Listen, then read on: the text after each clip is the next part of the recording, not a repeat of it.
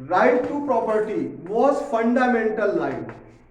Right to property was fundamental right. It means, I mean to say, संपत्ति का अधिकार मौलिक अधिकार हुआ करता था, राइट। और राइट टू प्रॉपर्टी हमें फंडामेंटल राइट्स में दो जगह मिला हुआ था। कहां पर मिला हुआ था?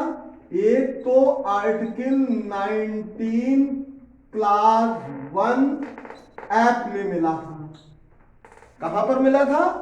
आर्टिकल 19 क्लास 1 एक्ट में हमें क्या मिला था? राइट टू प्रॉपर्टी, मीन्स संपत्ति रखने का अधिकार हमें यहां पर मिला हुआ था। और दूसरा, हमको दूसरी बार राइट टू प्रॉपर्टी कहां मिला हुआ था? आर्टिकल 31 में। बट क्योंकि जब समय बदलता है तो लोगों की सोच बदलती है, सोच बदलती है तो संविधान में परिवर्तन की जरूरत होती है। और हमने आपको बताया था कि ये केसेस कहां से शुरू होते हैं। सबसे पहले ही केस आ जाता है 1951 में, किसका? Shankari Prasad versus state of union, means Shankari Prasad versus union of India. Means कौन सा केस आता है? Shankari Prasad versus union of India. ये Shankari Prasad versus union of India मतलब शंकरी प्रसाद बनाम भारत सरकार, एक case supreme court of India में आता है 1951 में। तो 1951 में ये केस क्यों आता है?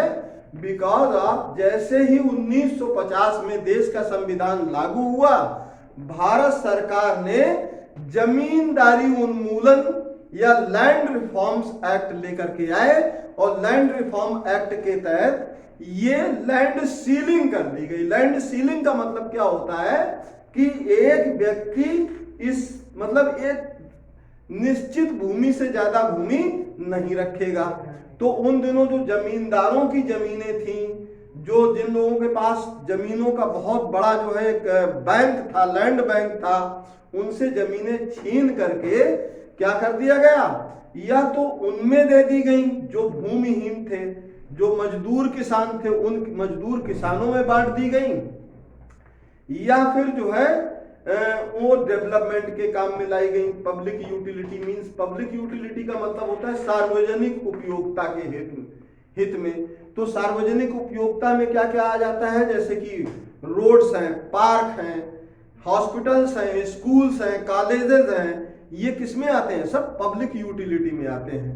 पब्लिक यूटिलिटी में अगर कहीं हॉस्पिटल्स बनेगा तो सबके लिए होगा, स्कूल बनेगा तो सबके लिए होगा, कॉलेज बनेगा तो सबके लिए होगा, रोड्स बनेगा तो उसमें सब चलेंगे, चाहे गरीब हो या अमीर हो। तो यहाँ पे जो 1951 में जब गवर्नमेंट ये लॉ लाई तो उसमें शंकरी प्रसाद जो कि बिहार के थे, इनकी जमीन जो है भारत सरकार ने छीन ली। तो भारत सरकार ने छीन ली तो यहां पर चूंकि आर्टिकल 13 क्या कहता है, हमने आपको बताया था पहले भी जब पढ़ाया था, तो आर्टिकल 13 क्लास 2 कहता है कि स्टेट कोई ऐसा लॉ नहीं बना सकता है जो नागरिक के या सिटीजन्स के फंडामेंटल राइट्स को इन्फ्रिंज करता हो। तो इन्होंने कहा कि आर्टिकल 13 के अंदर जब ये लॉ है, ये ऑलरेडी कॉन्स्टिट्यूशन में है, ये हमें फंडामेंटल राइट्स मिला हुआ है कि सरकार कोई ऐसा कानून बना ही नहीं सकती है जो हमारे राइट्स को इन्फ्रिंज करता हो। और चूंकि right to property is fundamental right, Shankari Prasad ने कहा ये हमारा फंडामेंटल राइट है, मौलिक अधिकार है, तो फिर सरकार हमारी जमीन कैसे छीन सकती है? तो यहां पर क्लैश हो गया आर्टिकल 13, आर्टिकल 19 क्लास 1 एक्ट यहां पर, और आर्टिकल 31 एज वेल आर्टिकल 368 जो कि हमारे जो है संविधान का पार्ट कौन सा है? 20। कौन सा पार्ट है ये? मींस आर्टिकल 368 जो है कहां पर है? मतलब कॉन्स्टिट्यूशन ऑफ इंडिया के 20 पार्ट में आर्टिकल 368 है। और ये क्या कहता है, आर्टिकल 368 पार्लियामेंट को एम्पावर करता है, शक्ति देता है, और ये शक्ति प्रदान करता है कि पार्लियामेंट चाहे तो पूरे कॉन्स्टिट्यूशन में अमेंडमेंट कर सकती है, including fundamental rights. Means fundamental right को भी अमेंड कर सकती है, because of fundamental right is also part of constitution. ये सब है तो संविधान के ही पार्ट, तो ये कर सकते हैं। जबकि आर्टिकल 13 क्लास 2 क्या कहता है, आर्टिकल 13 क्लास 2 कहता है कि स्टेट ऐसा कोई कानून नहीं बना सकती है, या गवर्नमेंट ऐसा कोई कानून नहीं बना सकती है यूजिंग आर्टिकल 368 जो सिटीजन्स के फंडामेंटल राइट्स को वायलेट करता हो, इन्फ्रिंज करता हो। क्लियर? तो फिर यहां ये शंकरी प्रसाद ने कहा कि भाई जब स्टेट ऐसा कानून बना ही नहीं सकती तो ये फिर हमारी जमीनें कैसे छीन सकते हैं। इनके केस में सुप्रीम कोर्ट ऑफ इंडिया ने कहा कि गवर्नमेंट ने जो जमीन ली है, जो लॉ बनाया है, वो पब्लिक इंटरेस्ट में है। क्योंकि यहां पर जब बात करते हैं हम डीपीएसपी पार्ट 4 की, तो डीपीएसपी में क्या कहा गया है कि विलेज पंचायत मतलब गांवों को भी प्रमोट करना है, कॉटेज इंडस्ट्री को भी प्रमोट करना है, एज वेल एज जो गरीबी उन्मूलन भी करना है। तो जब हम सबको एक बैलेंस में लाएंगे तो इनके केस में आर्टिकल 13 के आधार पर चैलेंज नहीं किया जा सकता है। लिहाजा शंकरी प्रसाद जी के केस में शंकरी प्रसाद जी के अगेंस्ट केस चला जाता है। लेकिन बाद में केस आ जाता है किसका, आईसी गोलकनाथ का। IC Golaknath versus state of Punjab as well Kesavananda Bharati State of Kerala.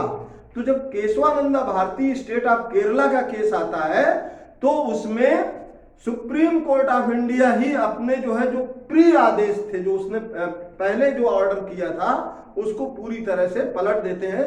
और इन पर हम डिस्कस करेंगे कब, ये जब हम आपको केसेस पढ़ाएंगे स्पेशली, जिसमें हम शंकरी प्रसाद वर्सेस जो है यूनियन ऑफ इंडिया भी पढ़ाएंगे, जिसमें हम IC Golaknath state of versus state of Punjab पढ़ाएंगे, जिसमें हम केसेस पढ़ाएंगे आपको Keshavananda Bharati versus state of Kerala और Mohini Jain versus state of Kerala. Means इस तरह के हम बहुत सारे cases, Sajjan Singh versus state of Rajasthan, जब हम तमाम केसेस को पढ़ाएंगे सुप्रीम कोर्ट ऑफ इंडिया में जो लैंडमार्क केसेस रहे हैं, जिनकी वजह से संविधान में एक मूलभूत एक बड़े परिवर्तन आए हैं, उन केसेस के बारे में जब डिस्कस करेंगे तो डीप एंड डिटेल बताएंगे। अब बात हम कर रहे थे कि राइट टू प्रॉपर्टी जो है क्या था, फंडामेंटल राइट्स था। लेकिन बाद में सरकार ने इस आर्टिकल को ही अमेंड कर दिया, आर्टिकल 31 को अमेंड कर दिया और इसको कह दिया कि अब right to property means now right to property is not fundamental right but it is a legal right of citizen. अब ये जो है जनता का क्या होगा, पब्लिक का या नागरिक का ये वैधानिक अधिकार होगा, कानूनी अधिकार होगा। अब जब हम बात करते हैं आर्टिकल फंडामेंटल राइट्स की, तो फंडामेंटल राइट्स हमारे किसमें है, आर्टिकल 12 से 35 तक है। और अगर ये प्रॉपर्टी यहां पर रहेगी आर्टिकल 19 में रहेगी या आर्टिकल 31 में रहेगी तो ये फंडामेंटल राइट्स ही रहेगा। तो सरकार ने इसको जो है जब इस आर्टिकल को सस्पेंड किया, आर्टिकल 19 क्लास 1 एक्ट को सस्पेंड कर दिया, क्योंकि अगर यहां पे रह जाती तो भी फंडामेंटल राइट्स रह जाता। इसको पार्ट 3 से ही उठा के फेंक दिया। कहां ले गए, आर्टिकल 300A में ले गए। कहां ले गए, 300A में जाकर के ले पटक दिया कि लो अब ये ना रहा fundamental right, now it is a legal right. Is that clear? तो यहां तक आपको क्लियर हो गया होगा। अब आर्टिकल 32 क्या है आपका, यहां पे मोटा मोटा समझ लीजिए। Article 32 it is known as remedies of fundamental rights. ये क्या जाना जाता है? Article 32 is known as remedies of fundamental rights. Means ये आर्टिकल 32 क्या है? भारतीय संविधान में जो हमारे मौलिक अधिकार हैं उनका उपचार है। If there any either state और एनी अदर गवर्नमेंट और नॉन गवर्नमेंट, चाहे वो गवर्नमेंट बॉडी हो या नॉन गवर्नमेंट बॉडी हो, कोई भी बॉडी हो, अगर आपके फंडामेंटल राइट्स इन्फ्रिंज करता है तो आप क्या कर सकते हैं? Under article 32 you can directly approach to the supreme court of India. और supreme court of India state को डायरेक्ट करेगी, स्टेट हो या स्टेट का मतलब होता है गवर्नमेंट से, और स्टेट का मतलब गवर्नमेंट से ही नहीं है, नॉन गवर्नमेंट बॉडीज भी समटाइम्स स्टेट होती हैं। इसके बारे में हमने स्टेट की डेफिनेशन दी थी तो वहां पे बताया था, राइट। तो गवर्नमेंट और नॉन गवर्नमेंट बॉडीज जो भी हैं, अगर आपके फंडामेंटल राइट्स को इन्फ्रिंज करती है तो सुप्रीम कोर्ट ऑफ इंडिया कहती है कि भाई कोई भी मतलब कोई भी किसी भी नागरिक के मौलिक अधिकारों का हनन नहीं कर सकता है। Now today's topic is over. अगर आप लोगों को आज की हमारी क्लास पसंद आई हो तो प्लीज इसे लाइक करें, सब्सक्राइब करें और अपने दोस्तों के साथ शेयर करें। Thank you.